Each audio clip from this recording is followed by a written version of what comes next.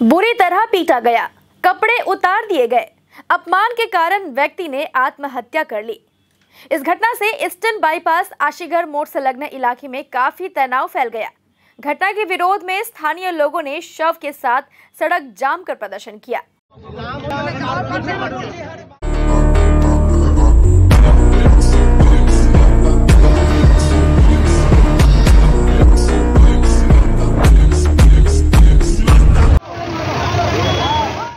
मृतक का नाम हेमंत राय है। वह पेशे से गाड़ी चालक था।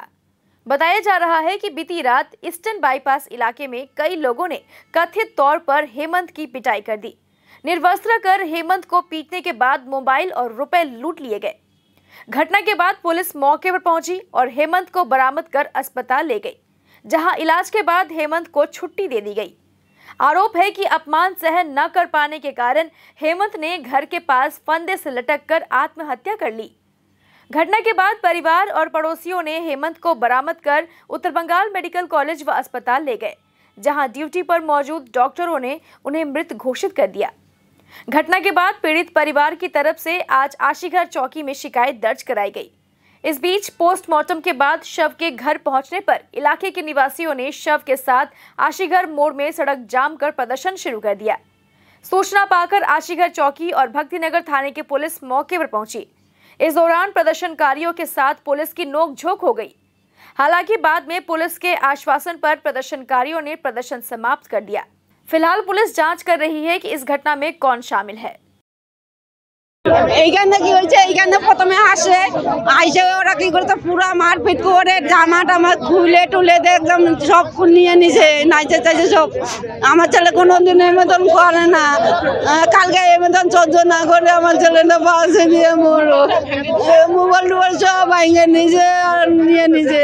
খালি উদল উদল গা গেছে, খালি একটা হাফ প্যান্ট ছিল আর কিছু ছিল না।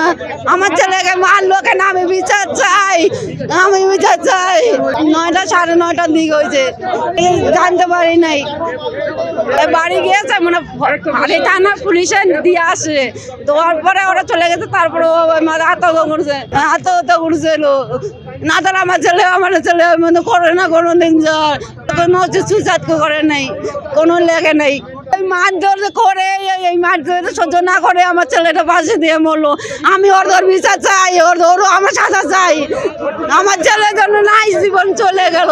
আমার ছেলের নামে হেমন্ত রায়। আমাদের বাড়ি হলো এখন নেপালি বস্তি ফাঁড়িতে না, বয়স তারও 30 হবে, বিয়ে করে না।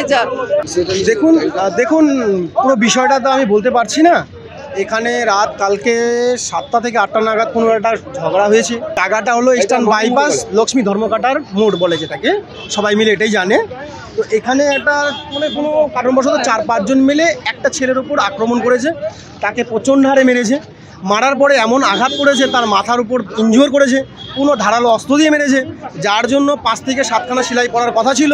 সেই ছেলেটা এখানে কোনো একটা রাস্তার মধ্যে পড়েছিল, কেউ হয়তো ফোন করেছে, তাকে ফাঁড়ির থানা পুলিশ ওকে ওখান থেকে উঠিয়ে নিয়ে হাসপাতালে নিয়ে গেছে। হাসপাতালে নিয়ে গিয়ে তাকে চিকিৎসা করা হয়েছে। চিকিৎসা করে তাকে বাড়িতে পৌঁছে দেওয়া হয়েছে। বাড়িতে পৌঁছে দেওয়ার পরে যখন পৌঁছে দেওয়া হলো, তখন সেই ছেলেটা তার মনের মধ্যে এতজন মিলে মারার পরে সে আত্মঘাতী মনের মধ্যে আঘাত নিতে পারেনি, বাধ্যতামূলক হয়েছে। 4-5 জন মিলে ধরে একজনকে মারা, মনে করুন যে কেউ স্বাভাবিক মনের মধ্যে আত্মঘাতী হবে।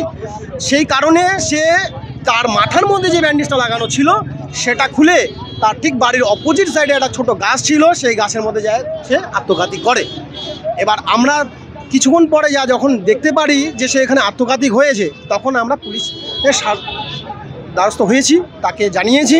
ওনারা এসছে, লাশটাকে তদন্ত করে নিয়ে গেছে, নিয়ে যায় মেডিকেলে নিয়ে যাওয়া হয়েছে, পোস্টমর্টম করেছে। এবার এখান থেকে আমরা জানি না যে এখানে 4-5 জন মিলে কারা মেরেছে বা কি কারণে মেরেছে, সেটা এখন চাই না।